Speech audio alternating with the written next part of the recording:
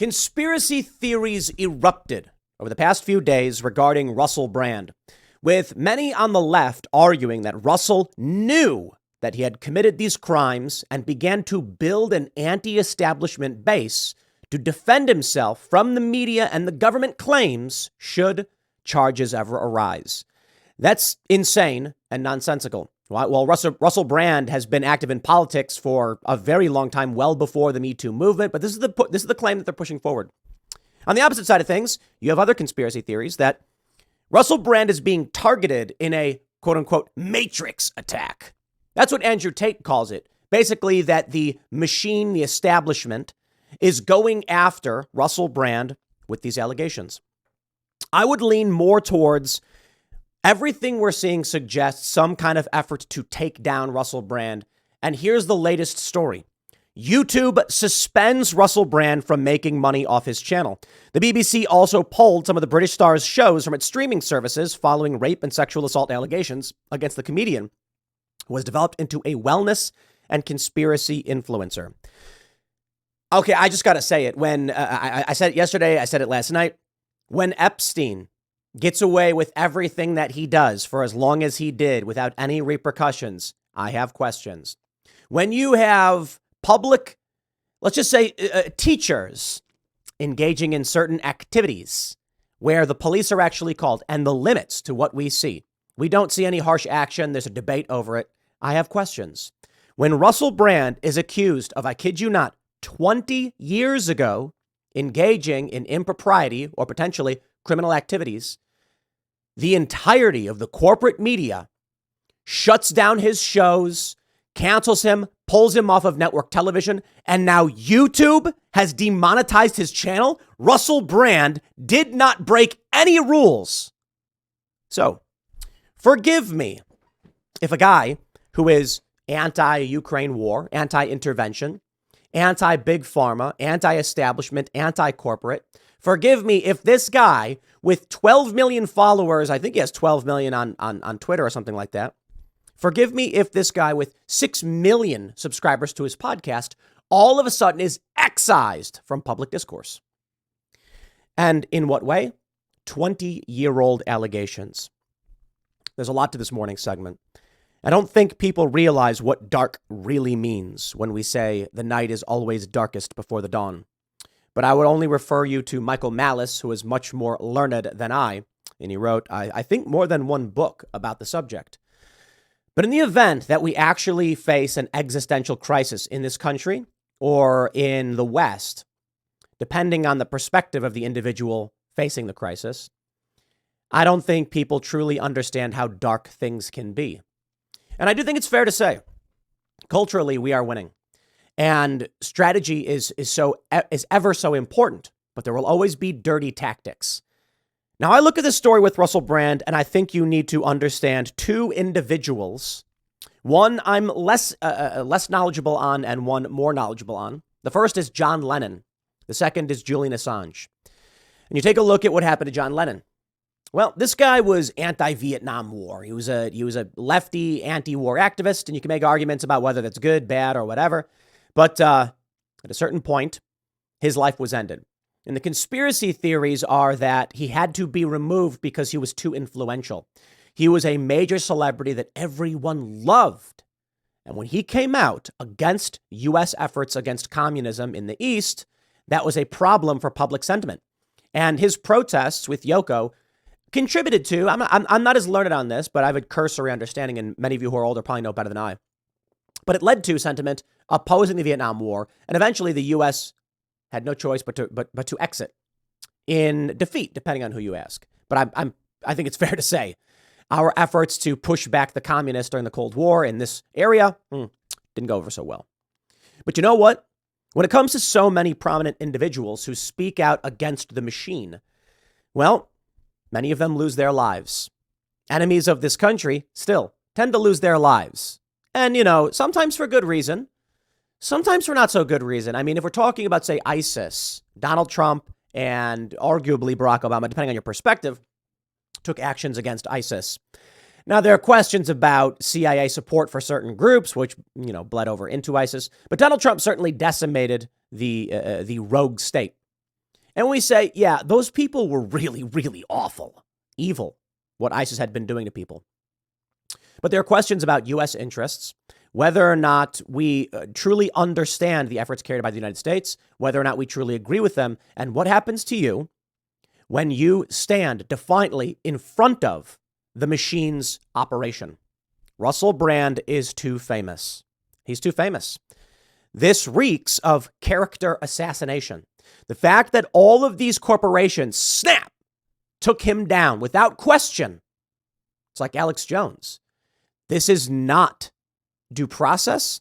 It is not in the public interest. And you've got even people like Joe Walsh coming out, never Trumper, saying, how could you do this to Russell Brand? He's been accused. He's not convicted of anything. And the claims are 20 years old. It's fascinating. Ben Shapiro had a really good take. He said, when Russell Brand was this promiscuous, flamboyant rock star type in all of the shows and media is making awful jokes, the media loved it and laughed about it. Said, this is exactly what you want to hear. But now that Russell Brand changed his life and is more so about wellness and challenging the establishment, now he must absolutely be removed on 20-year-old allegations. But I'll talk to you about the second individual, Julian Assange. You see, whatever your view of the world may be, conspiracies, assassinations, etc., there is one thing that is true. Assassinations occur. End of story. Many people in the United States, political leaders, cultural influencers, have been assassinated. Now, whether or not certain individuals like John Lennon or, whether he was targeted by the government specifically, and that Mark David Chapman actually was targeting him because of some kind of MK Ultra brainwashing, well, I don't know about all that. Maybe some people believe that. I can certainly say that John Lennon was a thorn in the side of the machine that was seeking to accomplish a goal. And I got to tell you, they're utilitarian. They don't care about John Lennon. So if someone of massive influence starts speaking out and causing problems for those that control the monopoly on violence, then I hate to say it, you stand in the way, you get steamrolled. But there's a problem.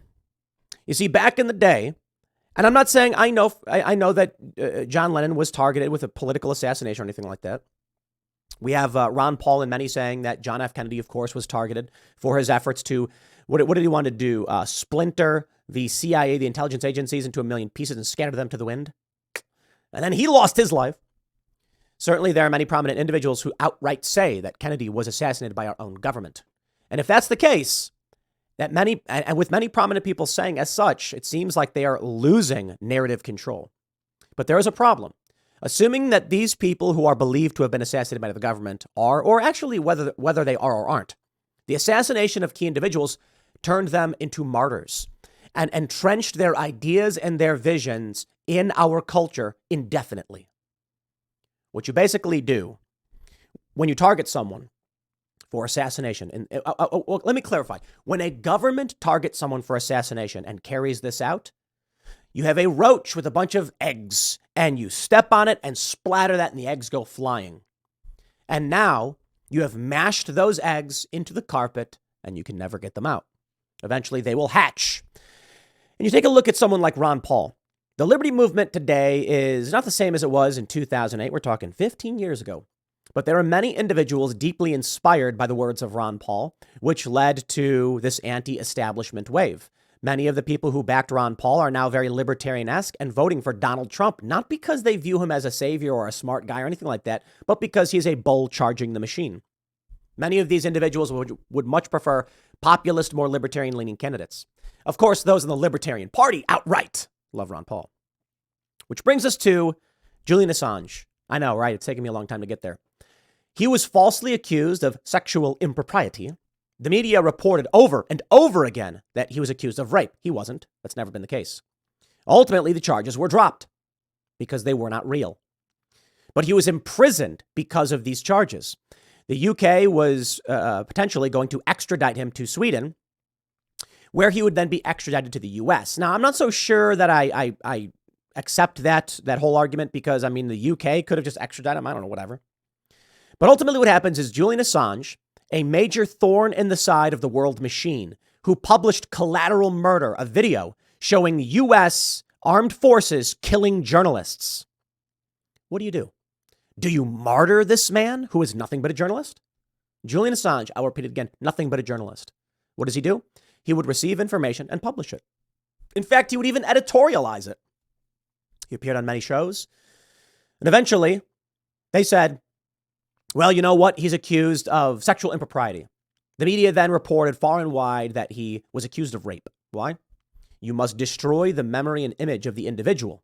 That is the most important thing to do, lest this individual die and become a martyr or have their views be inspirational and canonized. So Julian Assange is arrested on these dubious charges, fearing that he'll be extradited to the U.S. to face charges of espionage. He was correct, by the way, because he is now. He flees to the Ecuadorian embassy where he spends nearly a decade of his life, locked up, and they won't drop the charges. Eventually, under Donald Trump, they arrest him. And of course, the charges against him stemming from Sweden are dropped. Sweden says, yeah, we got nothing on him. We got nothing. This is just bunk. But the UK refuses to back down. Eventually, he is arrested, and now he does face these charges. Why? Well, this is an assassination in modern terms. Destroy the image of the individual, inhibit their ability to do their work, but don't give the media or the people a big enough splash.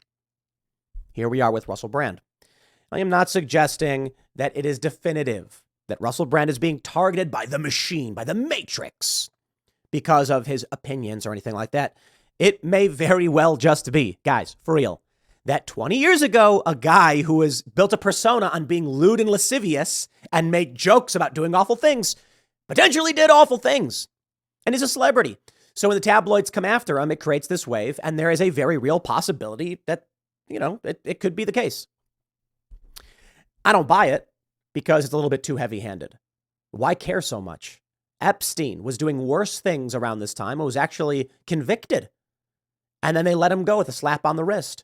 Then you have repeated reports over and over and over again over the past 2 decades about what Epstein had been doing and about who had been flying on his planes.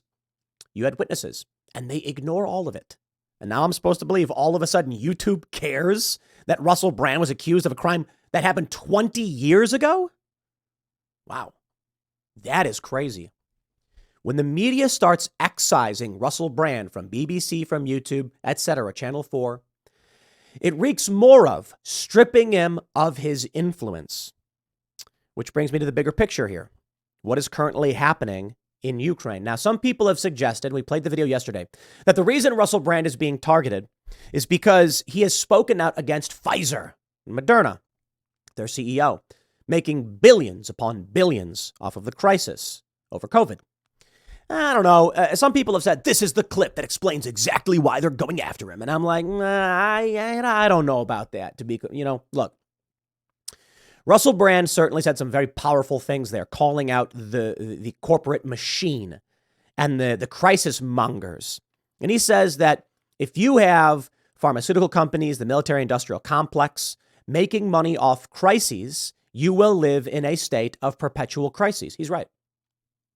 But perhaps the bigger picture is the war in Ukraine. And that may be the bigger threat to everyone. Obviously, the West is heavily invested in what is going on in Ukraine, and they want to defeat Russia. It does not appear that the West is doing very well. I don't think it's fair to outright say it's just over for Western forces in Ukraine. I don't think it's fair to say Ukrainian forces, let's be honest. But Russia seems to have secured the Donbass region into Crimea already, if you look at the latest territorial maps. I believe if there was a reason to target Russell Brand and shut him down, it's more likely because he has like 20 million followers and he keeps saying no war, no war, no war. And we know what happens to those who oppose the war machine. Well, this is a light sentence if you were to ask me. I mean, maybe he gets criminally charged or something. He's being investigated, but just taking away his career. Wow. Stripping him of his revenue.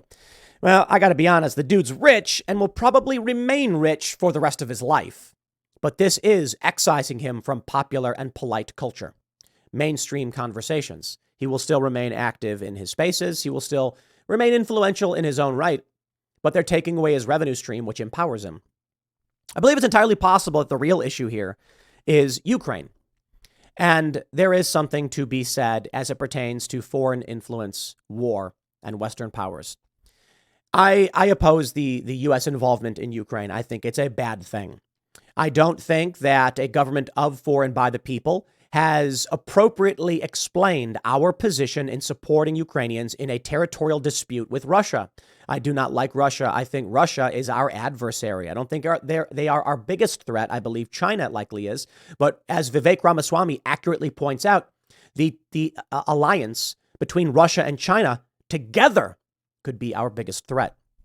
And so, of course, I'm a fan of Ukraine. I really am. I have friends that are there. I visited there. I documented the beginnings of the ousting of Yanukovych. I've covered it quite a great deal, especially as it pertains to Joe Biden. I would like to see Ukraine retain its territorial sovereignty and repel the Russian invasion. However, I don't know that it is an issue worthy of U.S. involvement. I understand that Russia's expansion into the area, it's bad for our interests, but I don't know that World War III is worth it.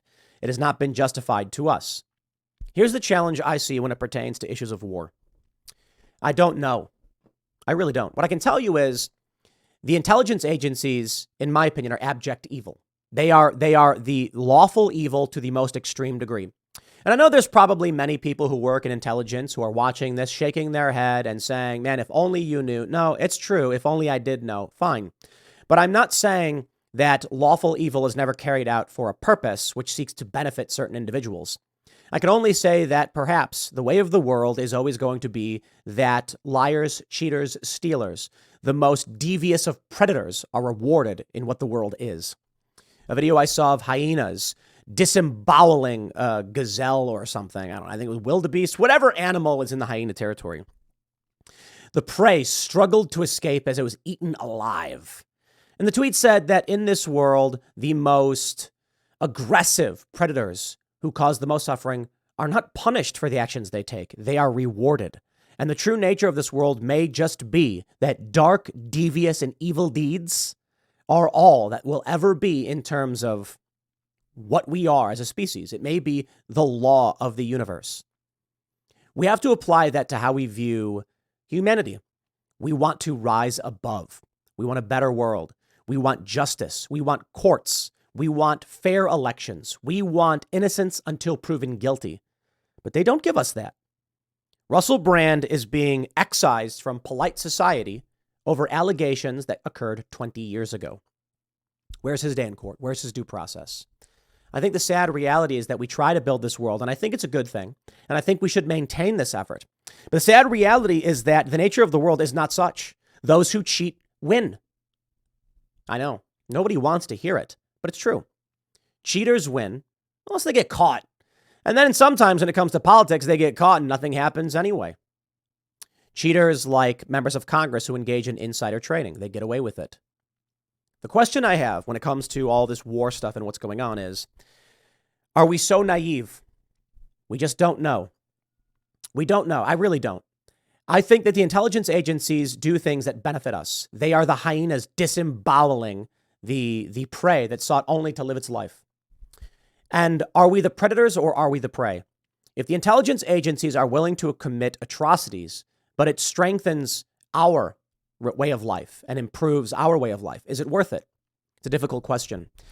In nature, there are some species that mill about and seem not to have any problems with predators or prey, but for the most part, everyone is subject to the whims of humanity. No matter how powerful you are as an animal, be it a lion or otherwise, you are subjected to the whims of rival species. So the challenge I see in all of this is I'm not so naive to ignore the fact that we have real threats internationally, that Russia poses a real threat to us. They do.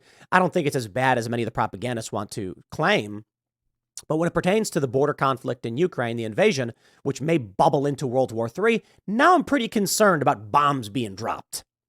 That's scary. And then you have China, of course, and Taiwan. We want stability. But my view is typically there has to be a legitimate justification, honesty, and integrity, but we don't get that. Because maybe it's just a naive thing to believe that in this world, you can expect to be an honorable animal in a violent confrontation. You can choose to be the noble, Aslan was his name? The lion. You have all the power and you can say, I'm not going to cause you harm. You're going to listen to what I have to say. But only when you're the most powerful and no one can step on you. My fear is that while we look at this video of the hyena gutting and disemboweling the animal. We feel for the animal and we say it should be stopped. Really? The hyena's got to eat. And that's the nature of reality. Do we recognize that? And I don't have all the answers. I don't.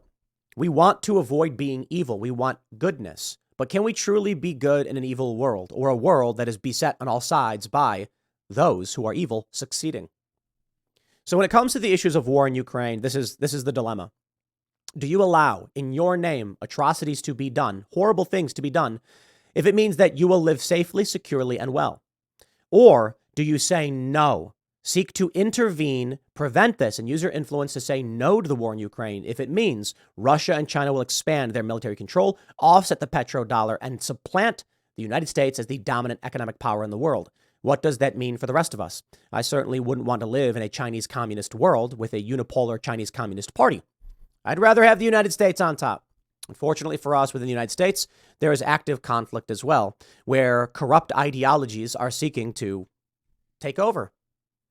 You see this video of this trans individual in Ukraine threatening to hunt down Russian propagandists. Fascinating. What does it mean to be a Russian propagandist? Well, they claim a lot of people who oppose the war in Ukraine are supporting Russia or Russian propagandists or something like that. I don't know. This individual comes out and says, we're coming for you. And then Russell Brand, who's very anti-war, gets targeted so heavily. Look, man, I don't have all the answers. Good and evil is a hard thing to break down. I do not like war. I don't like our involvement in it. I don't think the world is so black and white and so simple that you can certainly just say one way or another that we know what we must do. The intelligence agencies that I so heavily criticize, I will also give them this. And I say this a lot. I have no idea what's happening around the world. Neither do you. We read the news reports. We know the news reports are bunk. We know that's propaganda. We don't know the truth. We had 3 incidents in the past month of aircraft being downed or some accidents occurring. But Ian Crossland brought this up last night. What if they were hacked? Fair point. Do you think that Russia is doing nothing to target us? Oh, that would be absurd.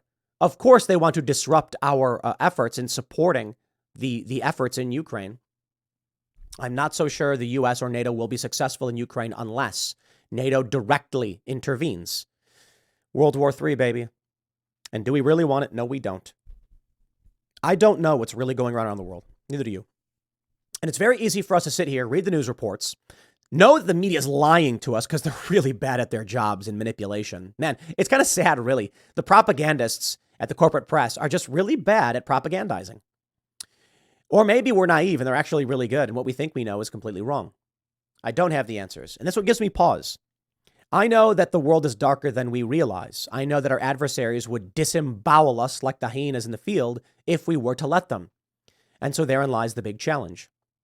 I guess my point in all of this is you try to know what you can know. You try and read and understand what you can read. Do what you can to support and protect yourself. Stand up for what you believe in and demand accountability. Recognize you don't have all the answers. Recognize that sometimes the villains are the heroes and the heroes are the villains. We just don't know everything, but we try to. And based on what we know and what we think we know, we try to be good people and we demand justification for the actions that result in the death of our friends, our family members, and even our enemies. The most darkest of individuals, when they die, we need to know why it happened. What is being carried out in our name? Right now, as it pertains to war, it may be naive to say that if they really came out and told us what was actually going on in the international conflict theater, it could compromise our security. It's a reality that I understand. As it pertains to what happens here at the castle, for instance, you think I'm going to come out every single time there's a security breach and just tell you exactly what happened? No. And thus it sows distrust. And it becomes very difficult to maintain this system. So I guess the question is this. The evil deeds done in our name. Do we recognize that we want to be the hyena and not the wildebeest? I think it was a wildebeest. I don't know. I don't know enough about, African animals, savanna animal, wildlife or whatever. But the prey. Do we want to be the ungulate prey being devoured? Or do we want to be those doing the devouring? Perhaps we can sit back and say, maybe we can be the noble elephant, very strong. But then you realize that people prey on them too. There are many apex predators, but the reality is humans. Humans are the apex predator. And unfortunately for us Other humans prey on humans too. There is no world in which we can escape this. So then the question becomes, who do you trust? What do you determine? I don't know, man.